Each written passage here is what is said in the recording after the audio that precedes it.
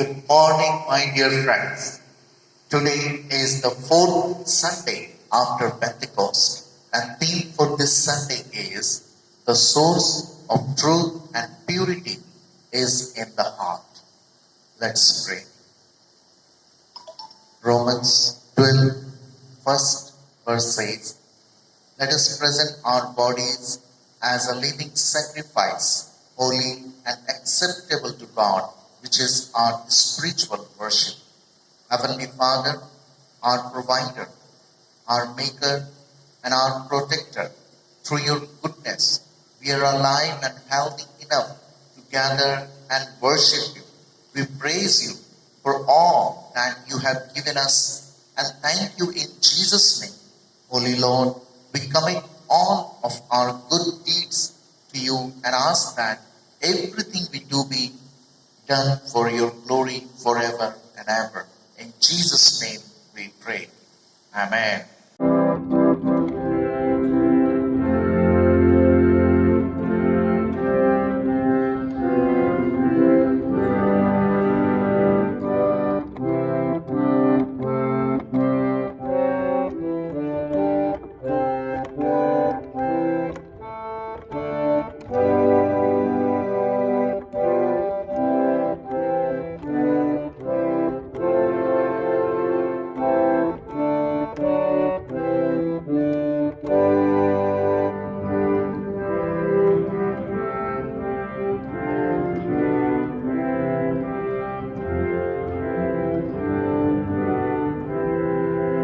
Crown him with many crowns, the Lamb upon his throne.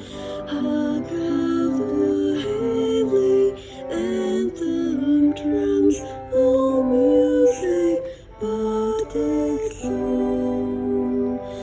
Awake my soul and sing of him who died for pain, and hail as thy matchless King through all eternity.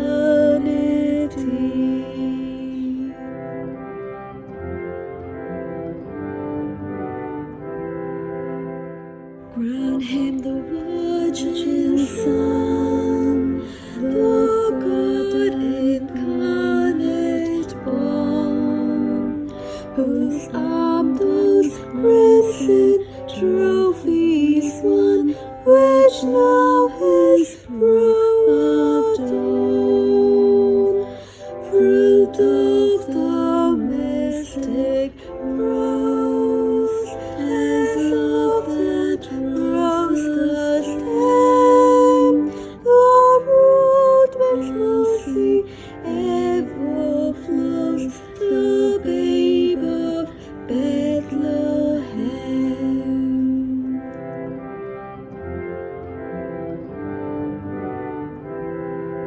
Crown him the Lord of love, behold his hands and side, the smooth yet visible above, in beauty glorified.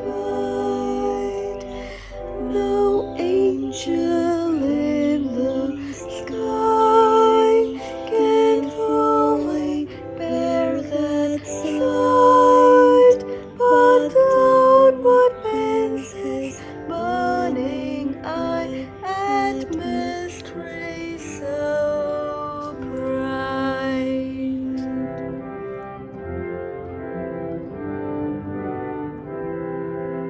Crown him the Lord of peace, whose power settles space.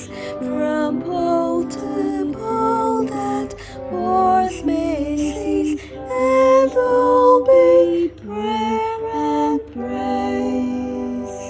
His reign shall know no end, and round his cursed feet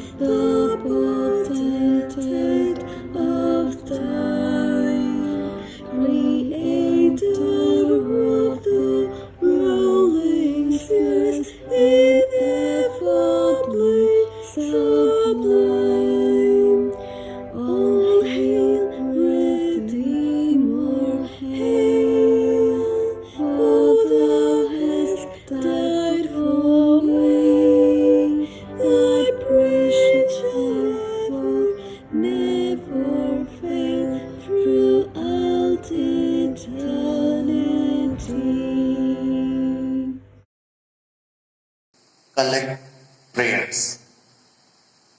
Almighty God, who alone can order the unruly desire of human hearts, give us grace to put away all impure thoughts and untrue words, and make us holy as you are holy, and true as you are true. Through Jesus Christ our Lord, who lives and reigns with you, and the Holy Spirit, one God, now and ever. Amen. Let's pray for the unity of the Church. Heavenly Father, whose blessed Son, our Lord Jesus Christ, said to his apostles, "Peace I leave with you, my peace I give to you. Regard not our sins, but the faith of your Church, and grant it that peace and unity which is according to your will. Through Jesus Christ our Lord, who lives and reigns with you, and the Holy Spirit, one God, now and ever. Amen." Let's pray for the spread of the gospel. O God, you have made of one blood all the nations that dwell on the face of the earth, and sent your Son Jesus Christ to preach peace to the whole world. Grant that the people of this and every land may seek for you and find you, and hasten, O Heavenly Father, the fulfillment of your promise to pour out your Spirit upon all flesh, through Jesus Christ our Savior, who lives and reigns with you, and the Holy Spirit, one God, now and ever. Amen. Confession. Beloved, our Lord Jesus Christ said, "The Lord our God is the only Lord. You shall love the Lord your God with all your heart, with all your soul, with all your mind, and with all your strength. This is the first commandment. The second is this, love your neighbor as yourself. There is no other commandment greater than these." God so loved the world that he gave his only Son Jesus Christ to save us from our sins, to be our advocate in heaven, and to bring us to eternal life. Let us therefore confess our sins in penitence and faith, firmly resolved by God's grace to keep his commandments and to live in love and peace with all people. Let's pray together.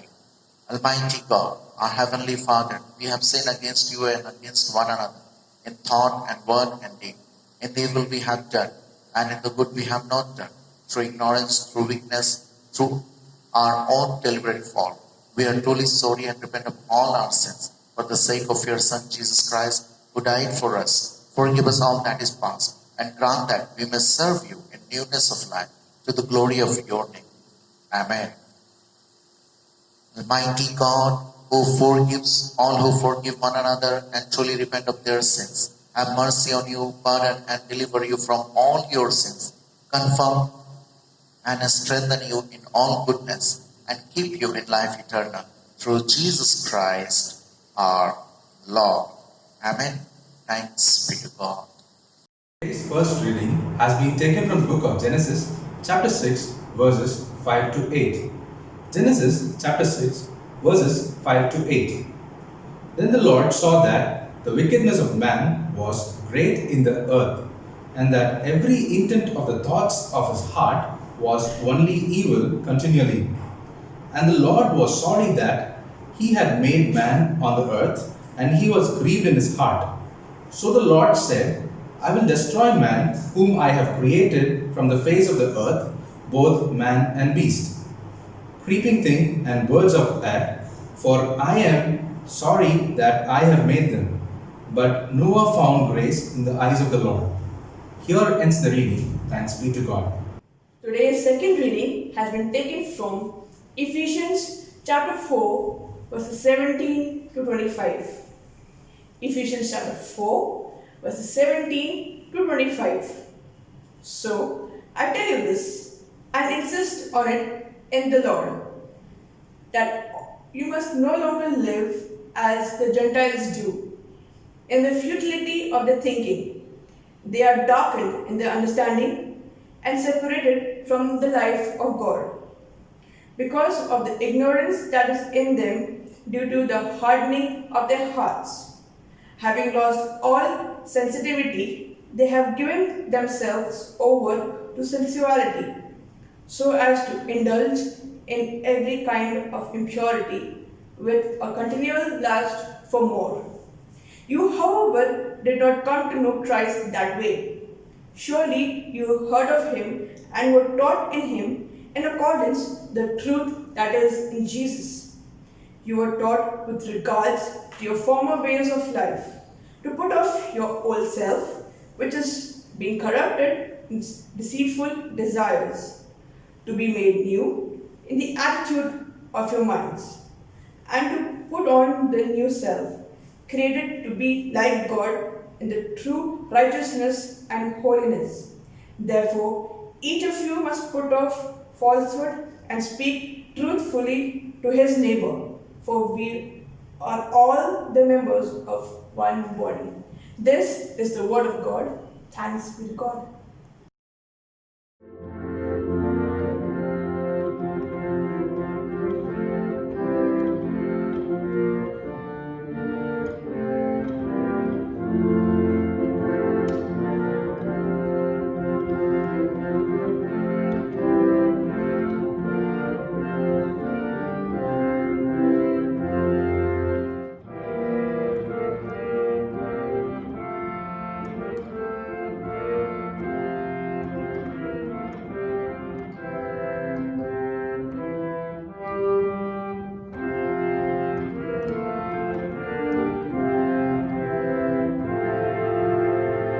Guide me, O great Redeemer, pilgrim through this barren land. I am weak, but thou art mighty.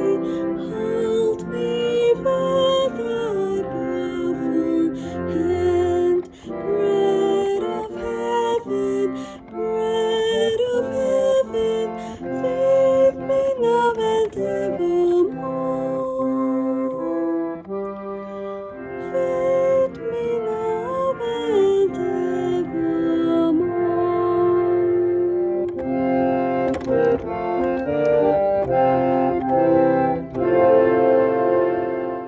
Open now the crystal fountain, whence the healing streams doth flow. Let the fiery cloudy billow lead me all my journey through.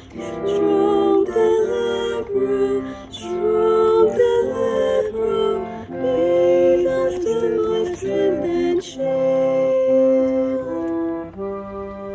Be thou still my strength and shield.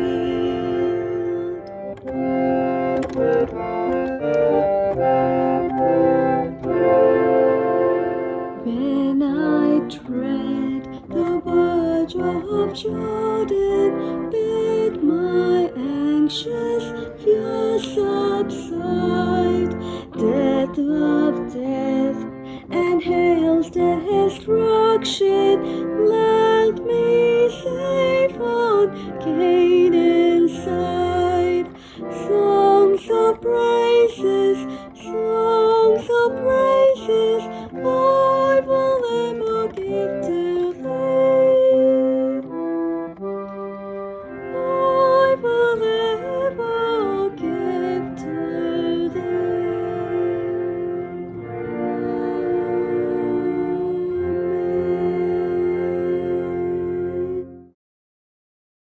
The Holy Gospel is taken from the Gospel according to St. Matthew, chapter 5, verses 27 to 30 and 33 to 37.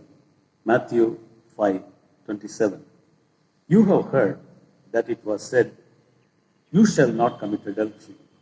But I say to you that everyone who looks at a woman with a lustful intent has already committed adultery with her in his heart. If your right eye causes you to sin, tear it out and throw it away. For it is better than that you lose one of your members than that your whole body be thrown into hell. And if your right hand causes you to sin, cut it off and throw it away. For it is better that you lose one of your members than that your whole body go into hell. Verse 33. Again, You have heard that it was said to those of old, you shall not swear falsely, but shall perform to the Lord what you have sworn. But I say to you, do not take an oath at all, either by heaven, for it is the throne of God, or by the earth, for it is his footstool, or by Jerusalem, for it is the city of the great king. And do not take an oath by your head, for you cannot make one hair white or black. Let what you say be simply yes or no. Anything more than this comes from evil. This is the gospel of Christ. I am thankful to the Lord for this opportunity to share the word of God with you this morning. I give him all praise and glory. The fourth Sunday after Pentecost. Theme for this Sunday is the source of truth and purity is in the heart. The source of truth and purity is in the heart. Recently, one teenager from the United States of America has become internationally popular. Her name is Darnella. A video clip which she captured in her camera became viral, and as a result, there were protests in 140 cities in the United States of America. Tens of thousands of people swarmed into the streets, and the protest even descended into nights of unrest, led to lootings and shootings. Even top officials publicly they expressed their disagreement with the president. And it had global ripples also. In many countries, there were protests. The election landscape is changing dynamically, all because of that one video clip. 8 minutes and 46 seconds. Now, 8:46 becomes a symbol of protest. Even a lot of leaders, they are kneeling down for 8 minutes and 46 seconds. I want you to think about the impact of visuals. Eloquent appeals or heart-stirring messages or speeches could not have evoked such a big response all over the world. One visual that did what eloquent speeches could not do. Visuals have powerful impacts. They awaken the passions which are there deeply dormant in the hearts. Now, this is exactly what the Lord Jesus Christ was telling in Matthew chapter 5, verse 27. He says that you have heard that it was said, you shall not commit adultery. What did they hear? They heard Exodus chapter 20, verse 14. You shall not commit adultery. Leviticus 18:20, Leviticus 20 and 10. That if two people are found caught in the act of adultery, they were to be stoned to death. God was very serious in this crime. The seventh commandment is about adultery. Now that is what they heard, that the act of adultery should be punished. The Pharisees taught much about their action and the punishment. But what Jesus Christ is telling is that the act of adultery is just the fruit of evil desire which has been deeply rooted inside the heart. The fruit has a root inside the heart. That is why he says that, I say to you that everyone who looks at a woman with a lustful intent has already committed adultery with her in his heart. Now here, looking with a lustful intent is watching. Looking is being aware of something that takes place in front of you. The eyes, they capture whoever passes by, whatever is in front of you. But then, watching is with an intention, seeing with an intention, seeing in that direction, with a mental processing of what you see. We need to be careful about what we watch. Eyes are cameras. Cameras see everything. Cameras can capture everything. But it is the heart that sets the focus. Now you focus what you want to see in detail, with clarity. The heart sets the focus of the eyes. And when the focus is on something wrong, that is because of the evil desire that is inside the heart. Now this is what Jesus Christ is telling. If you look at anyone, Any woman with a lustful intent, you commit adultery. It is not just the act in itself, but the motive behind the act, the desire that is the root of this fruit. That is what Jesus Christ is telling. Jesus is not against the law. He is not dismantling the law, he is describing the law. He is not discounting the law, he is detailing the law. He is not eliminating it, he is enlarging it. Now he also gives a surgical cure to that. And he says that if your right eye causes you to sin, if you are not able to control that desire or the urge to look at somebody, pluck out, take it out, throw it out. You better to live without that eye. If your hand causes you to do some sinful act, cut it off. If your leg leads you to somewhere unnecessary, cut it off. What it talks about is that it is better to be without the organ in your body than to go to hell with the whole body. Now, there are people who took it very extreme, took it literally very extreme. There was one person whose name is Origen of Alexandria. What he did, he had this problem. He was not able to control the sinful desires. Therefore, to escape, to get rid of the sin, he castrated himself. The Bible is not for mutilation. Bible talks about mortification. Galatians 5:24, it says that those who are in Christ, they have crucified their flesh with its passion and desires.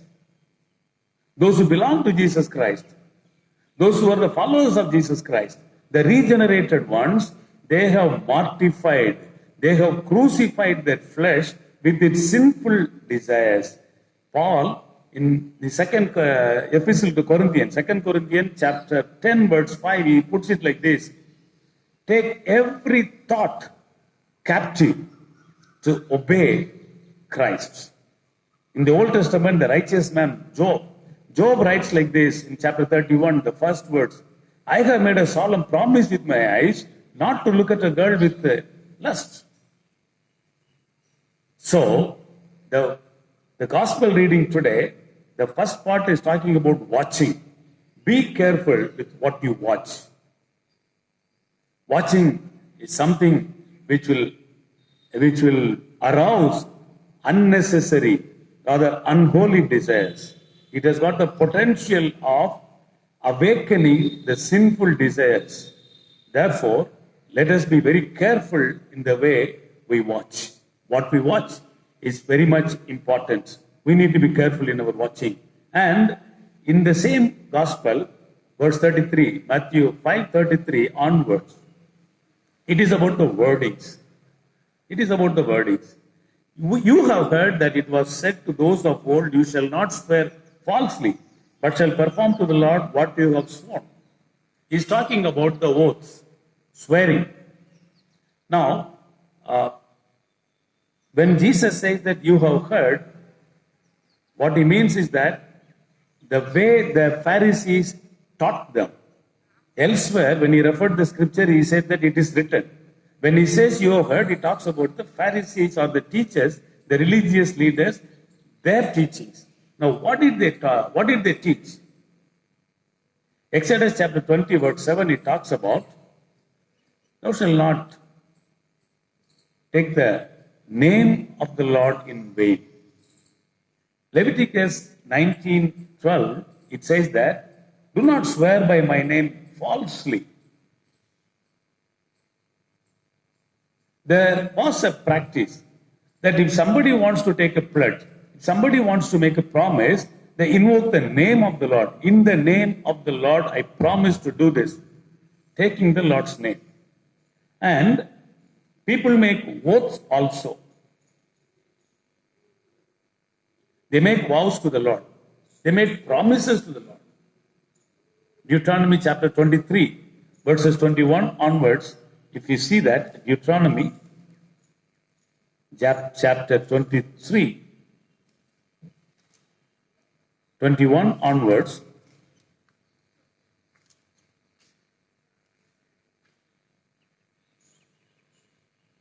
he says that if you make a vow to the Lord your God, you shall not delay fulfilling it, For the Lord your God will surely require it of you, and you will be guilty of sin. If you make a vow to the Lord, and if you do not fulfill it, you are guilty of sin.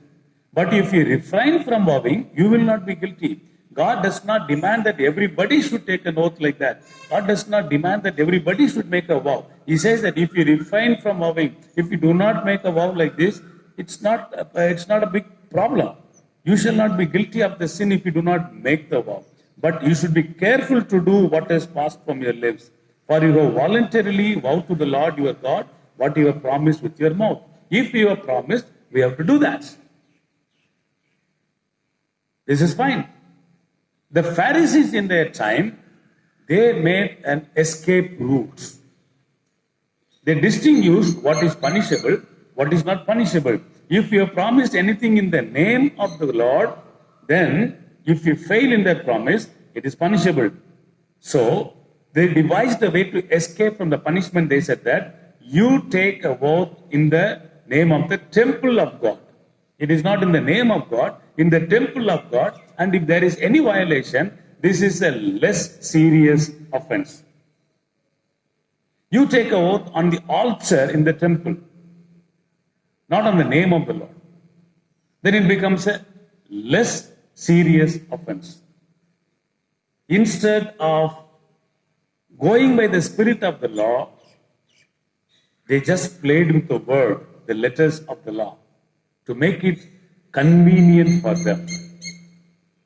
What Jesus says is that remain true to your words. One needs to be so honest that you need not take an oath at all. How is it possible?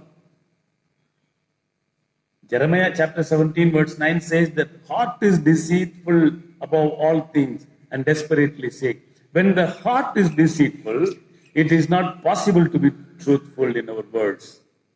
John 8:44, the Lord Jesus Christ called the devil a liar and the father of lies.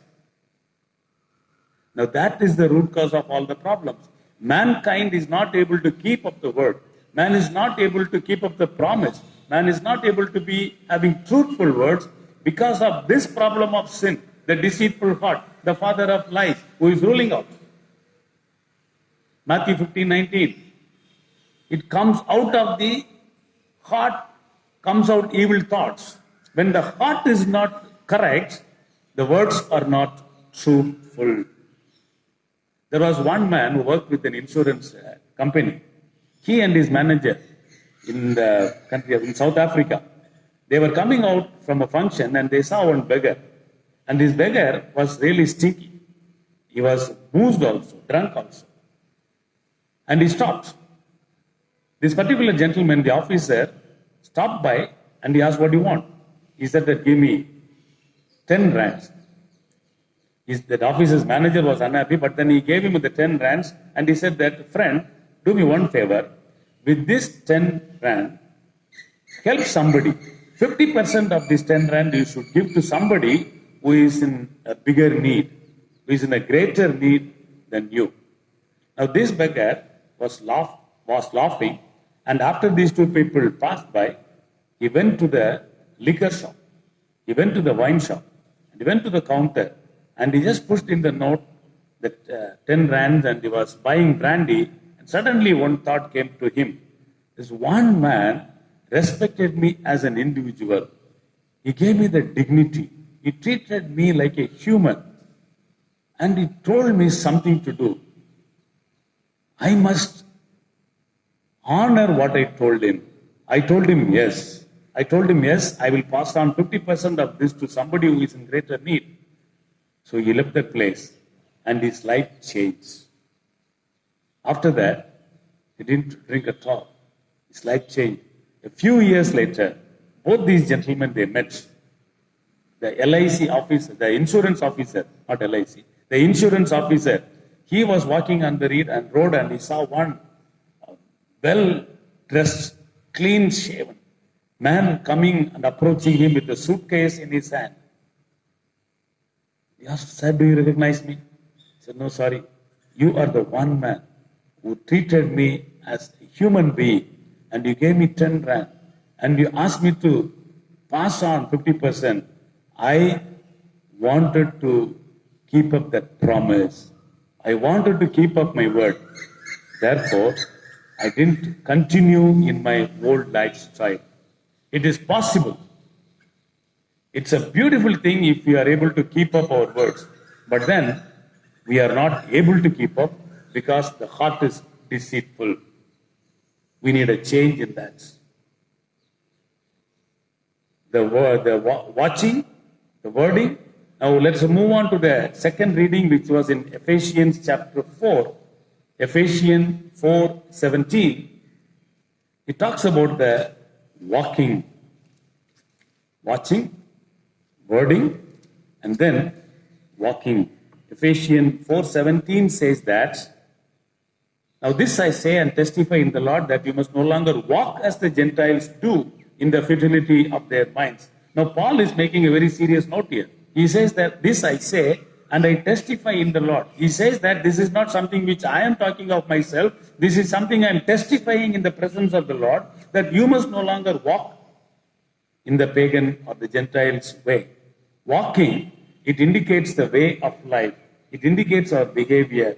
Now what Paul says in this passage is that you need to have a radical change in your lifestyle, that you are different from others in relationship to the world, in relations to the culture where you are placed. There must be a change in your lifestyle.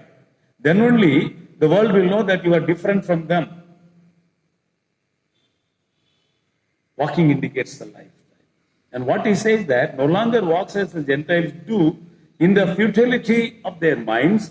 They are darkened in their understanding, alienated from the life of God because of the ignorance that is in them due to their hardness of heart.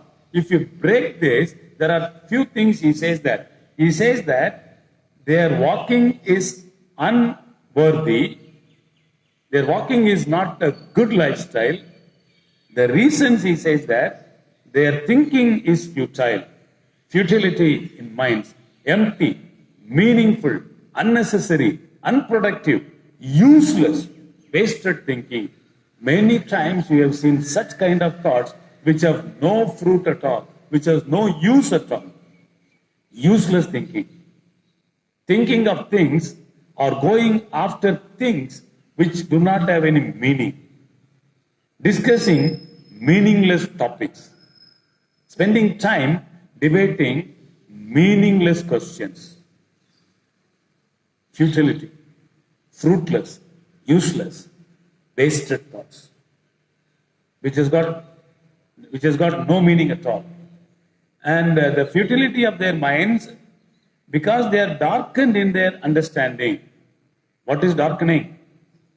When the understanding is darkened, there is no light in that, they will not be able to see that the thinking is useless. You go and tell them, you go and explain to them, you go and try to teach them, they will not be able to understand what you are teaching, what you are talking. It will make no sense to them because already there is darkness in their understanding. The devil has darkened their minds. They won't be able to understand. Whatever you say, whatever you debate, whatever you explain, no eloquent or passionate or fervent or compassionate words, even tearful words, will have no effect at all because of this darkening of understanding. And it alienates from the life of God. It takes them away from God, estranged from God. This indicates that there is no place of God. It's all in their thought lives. In their thinking, they themselves are magnified. In their thinking, there is no place for God or His kingdom or His values. These are the three things he says that: useless thoughts, darkened understanding, alienated from the life of God. And the reason he says that, because of the ignorance that is in them, they don't know the truth. They don't know the truth. Now what is truth? Jesus Christ himself is the truth. It is essential that we learn the doctrines. Now when we say of the doctrines, people do not like that word. We need to know who is man. We need to know who is God. We need to know what is scripture. We need to know what is sin. We need to know what is salvation. We need to know what is justification. We need to know the truths which are revealed in the word of God. Ignorance of these truths, ignorance of what God has already revealed will take us away from God. It is a danger. They, because of the ignorance that is in them and due to their hardness of heart, very hardened heart, repeatedly hearing, repeatedly receiving the rain, nothing goes inside. This is another danger. Now, such thinking, when such thinking is a very dangerous thing, harmful thing, because it leads to, I am reading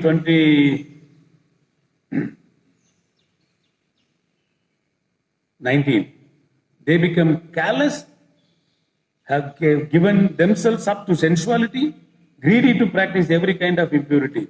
In simple ways, they become very callous. They have become insensitive to what they are doing. They are sold out to sensuality. Nothing but sensual pleasures matter to them. And the impurity of all kinds without any limit. They are not able to satisfy themselves all that they do. The gratification keeps on increasing. There is no limit to that.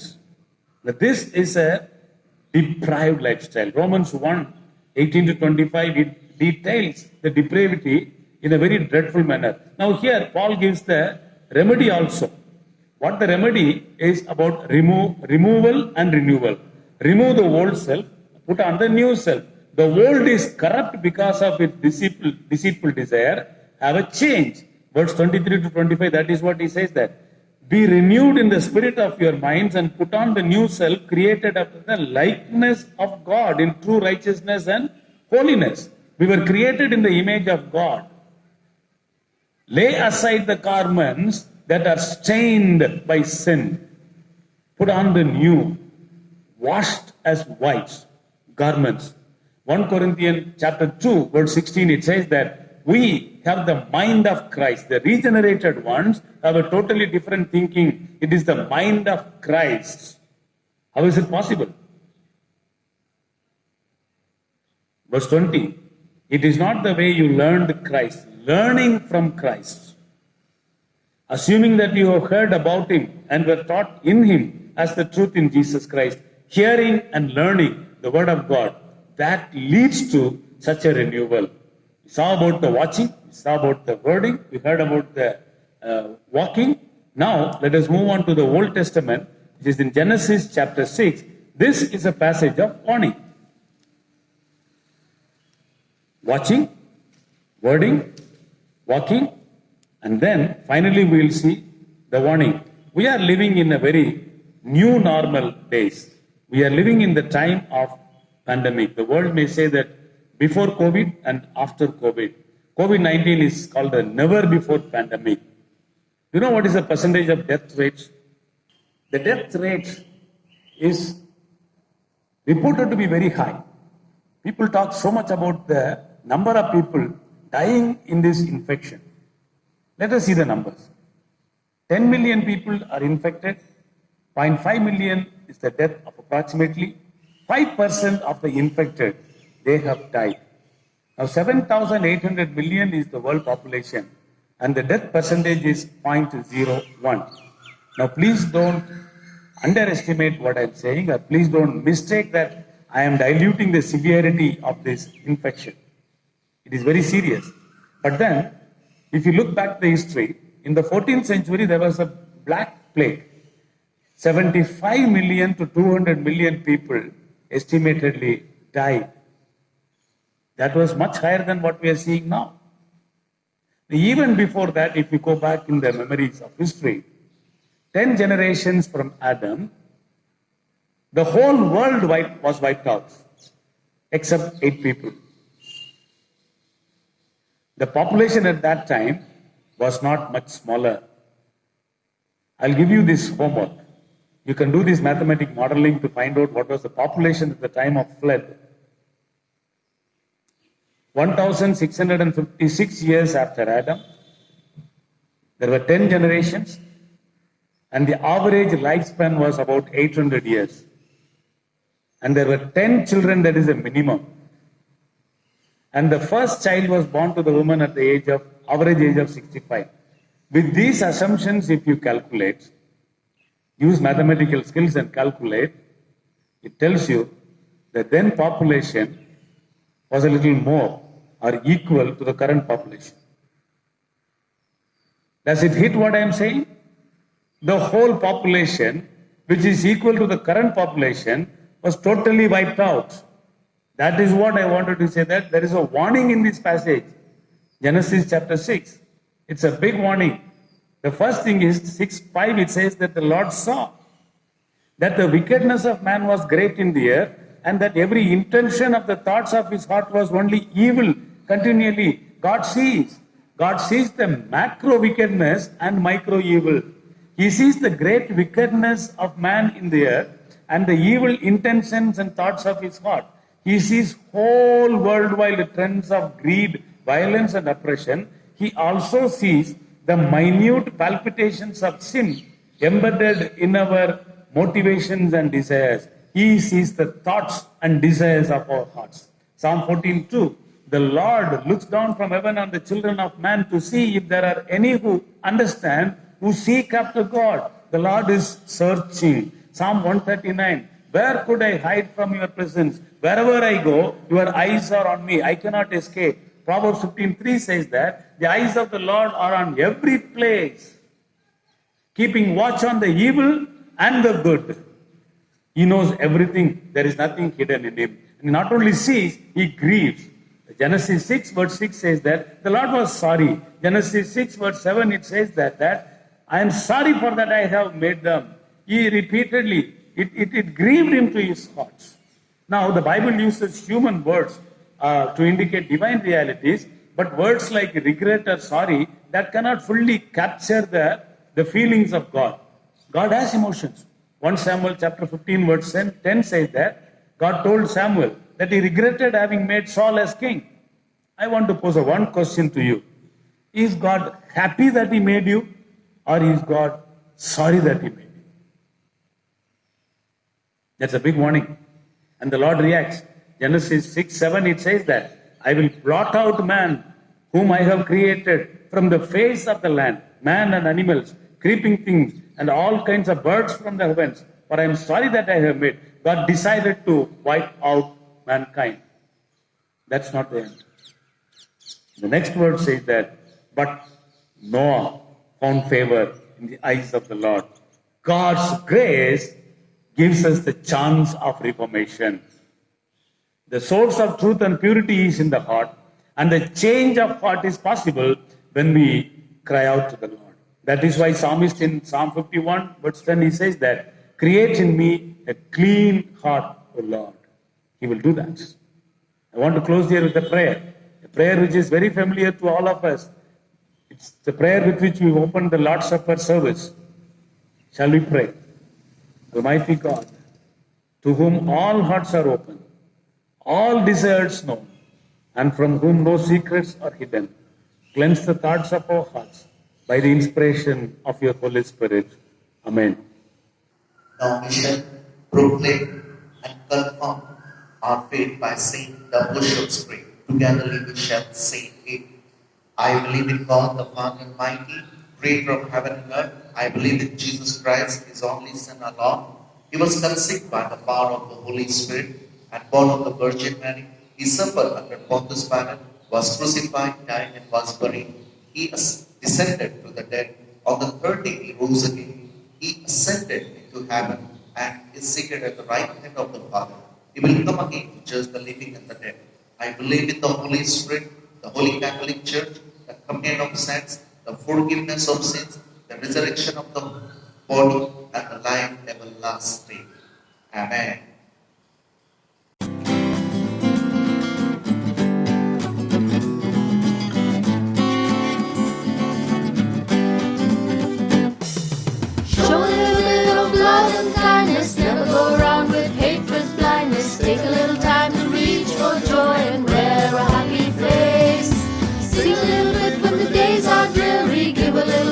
a friend that's weary. That's the way to make the world a happy place.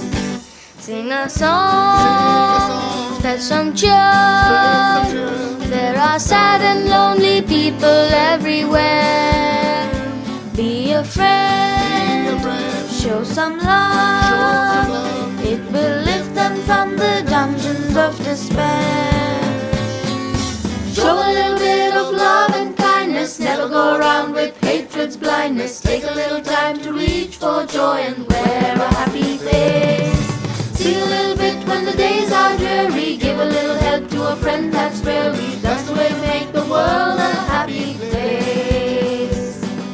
That's the way to make the world a happy place.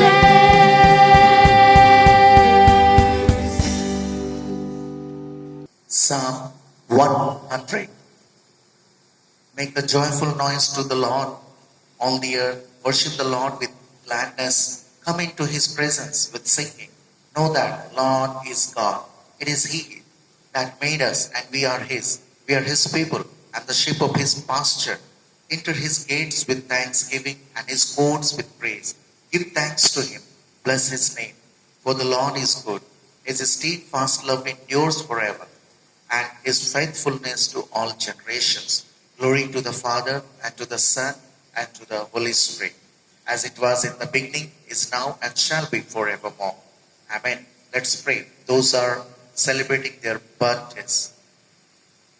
Heavenly Father, our God, our Creator, the birth of your child Jesus brought great joy to Mother Mary and Father Joseph. We give thanks to you for these children and believers, those birthdays we are celebrating in this week. May they ever grow in your faith, hope, and love. We seek your strength and ask that you give us spirit as we make decisions for the good. God of love, teach us to give our best, to speak with love and act with courage. May we be a good steward of all the gifts you have given. Heavenly Father, we pray for those who are celebrating their wedding anniversaries. Lord, help them to remember when they first met, the strong love and grew between them, to work that love into practical things so nothing can divide them.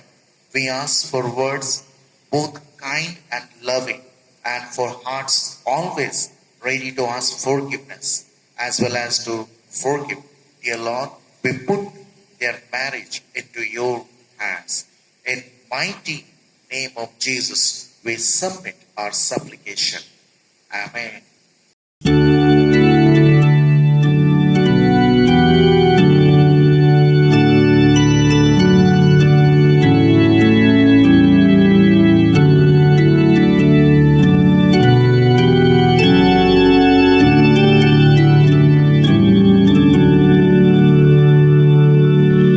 Safe in the arms of Jesus, safe on his gentle breast, there by his love oh shaded, sweetly my soul shall rest. Hark, 'tis the voice of angels, born in a song to me. Over the fields of glory, over the jasper sea, safe in the arms of Jesus, safe on his gentle breast, there by his love oh shaded, sweetly my soul shall rest. Safe in the arms of Jesus, safe from corroding care, safe from the world's temptations, sin cannot harm me there.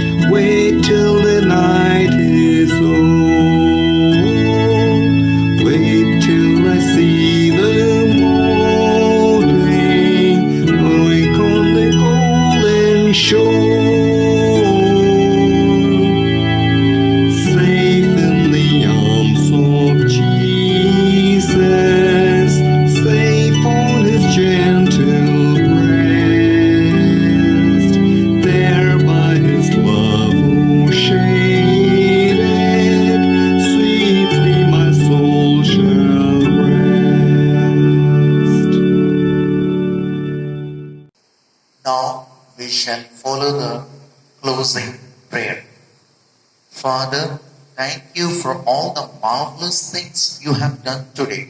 Thank you for your love that you have revealed to us and for the love that we share together as your body. We pray for all the words you have sown into people's hearts today. Watch over them, protect them. May they take root and produce wonderful things, things of beauty and great blessings to men. And as we leave this online church service now, thank you that you walk with us. May we be alert to your promptings and live in your endless love.